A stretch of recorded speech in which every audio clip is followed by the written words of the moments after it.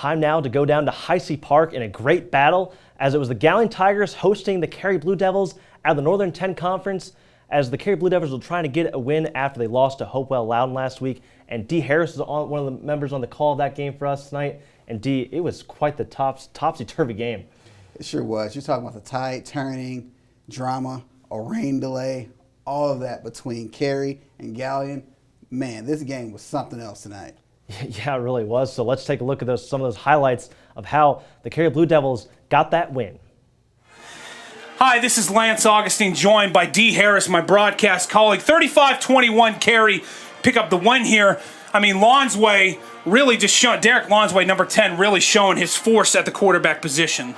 Absolutely, and I loved how he and the rest of the Cary team, the Blue Devils, they came out of halftime with a completely different attitude. They came in wanting to completely make a 180 on how they played in that first half. They came out playing with the passing game, very effective, mixing it up with their running game, and then the defense was the key to their victory tonight. Awesome effort from the Cary Blue Devils. Absolutely, and you got to talk about that pass play, Lonsway to Conti, really set up the early score for Cary. They looked a little down at halftime, 21-7, but like you mentioned, come out in the second half and really put the pedal to the metal. Lonsway also with a long run there, put the game away in crunch time, 62 yards from their own 48-yard line. But Galion cannot, they didn't want to hold their head down at all. They came out all guns a-blazing, led by Donaldson, their quarterback, number 17. Absolutely, and although they didn't come out with a W tonight, Donaldson, oh my goodness, this kid put that team on his back the entire night. Great effort from Donaldson.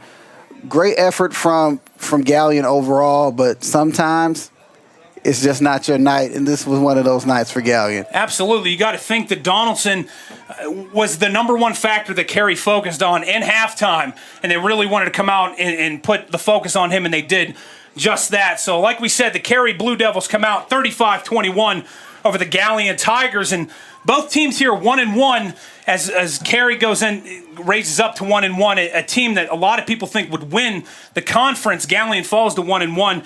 So do you think that these two teams here have a lot of momentum going forward, or do you think this is going to affect Galion long term? Oh no, definitely they both have a lot of momentum going forward.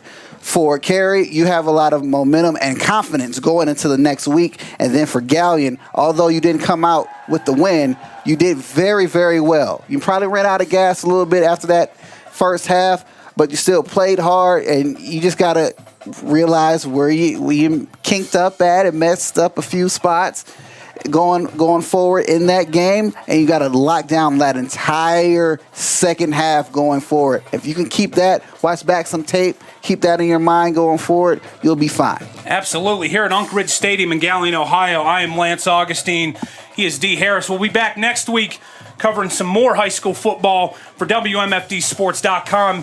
Make sure to check it out. It's free, and it's streaming every week, so make sure you check out me and Dee and all the other games we've got going on here at WMFDsports.com. I am Lance Augustine. He's Dee Harris. For next time, friends, we'll see you next week. Wow, what a turnaround for the Blue Devils. What do you think changed in that second half, Dee? Well, I was telling some of the guys who were, in the truck with me, and I was telling them, it was all very dependent on how Cary came out of halftime. They went into halftime, with a deficit. I think they only had one touchdown on the board at that point. So when they came back out with a lot of defensive intensity. That was a complete 180 from what we saw in that first half. On top of that, these guys went to town on offense. Man, you're talking about airing the ball out, a solid run game, and which also helped really, really well was their blockers for everyone who was rushing and everyone who was just trying to keep everyone out of the way of the ball carrier. Excuse me. This game, I'm sorry, I'm all over the place because it was so good. I wish I could tell you everything that happened. This game was solid. I love the play from both teams. Yes, Galion could not pull out the win tonight. However, they can't hold their head down at all. Like, these guys fought. They happened to just get beat by a better team, and Carey proved that they lived up to the hype that everyone says they have this year. Yeah, they were the projected. A lot of pundits, a lot of media members said that they would win the Northern 10 Conference. I know Colonel Crawford might have something to say about that. The defending champions in a battle last year with Carey, who were big victors over Smithville tonight. But real quick, I do have to ask you: do you think the the rain delays, like as athlete, do you think that kind of hurt both teams, or how did they both handle that?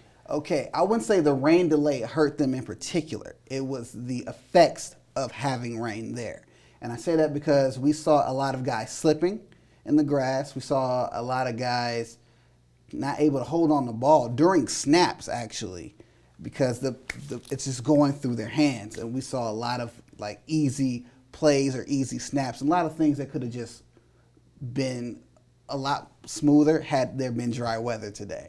So the delay itself, I don't think that had a big effect on them. It's just, that's the way the cookie crumbles when we got bad weather out there. Well, thank you so much, Dee. We'll see you next week. When we come back, we have some more scores and more as we look ahead to Week 3.